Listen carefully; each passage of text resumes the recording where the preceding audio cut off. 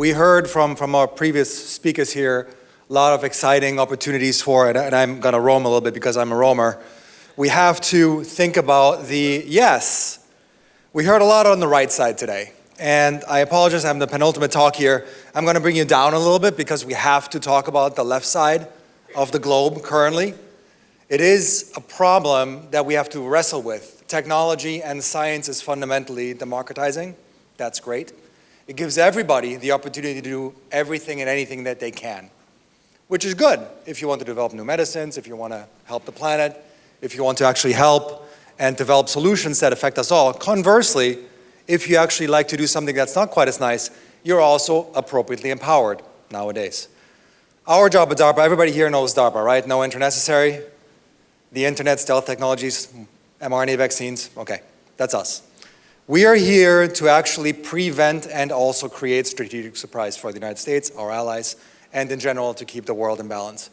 Why I'm here today is to make sure that we on the West Coast and the East Coast keep working together, because there is a little bit of a disconnect sometimes where we want to make sure that we're making the appropriate choices when it comes to the connections between the necessary centers of excellence, which San Francisco and the Valley is fundamentally. And we see that too with AI and ML, in order to make sure that we actually keep connected to the threads that are allowing us to move the science forward while understanding what is really possible.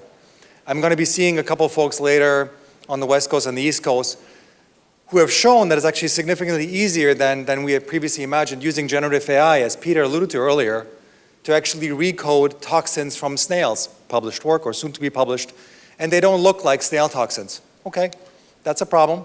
It exists. It's our job to now wrestle with the problem. What do we do about it from our perspective, right? That's what we want to do. We want to enable the appropriate technological development, because DARPA is a funding agency. We don't have labs, right? We give money, so like Rob, we're a giant bag of money, if that's how you want to characterize us. But more appropriately, we want to invest into technologies that are fundamentally dual use in the best positive way, right? Biology is that for us. That's where I want to bring us all back up, right? So we have these challenges that exist.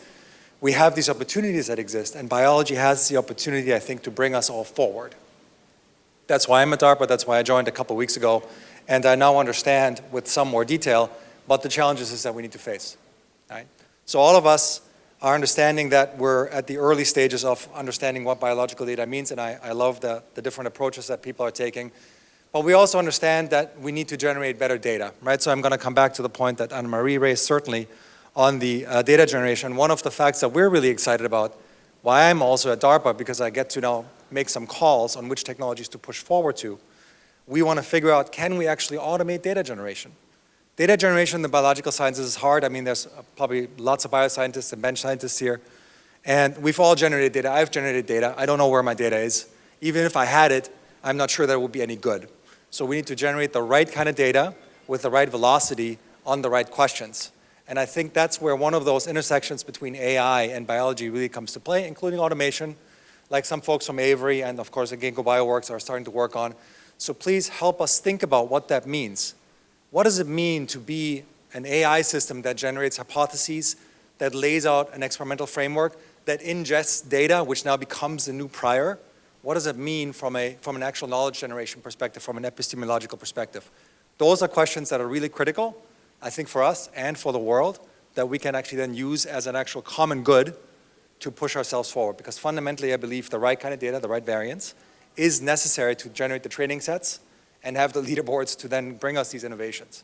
That's how we accelerate ourselves, right? That's why we're here. I know my colleagues from the Defense Innovation Unit here, they're actually based in San Francisco. So in order to be closer and more connected with Silicon Valley and the rest of the innovation ecosphere, we're excited for that, and we work closely together. Last point that I want to say as I'm running up on my time, surely, this is not a doomsday scenario, right? So I'm looking to Unity to close us out appropriately.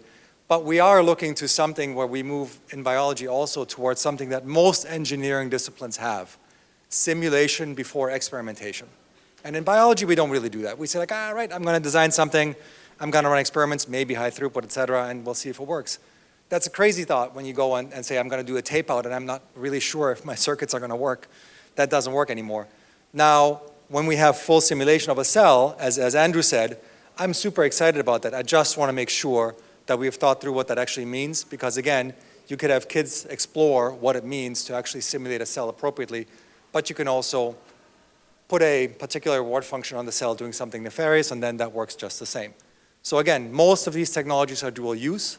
That's not news, but that's important to not forget, right? The world's an interesting place that we live in, and I think we here are privileged to be in the United States to be working on some of these things that drive us forward. Thank you.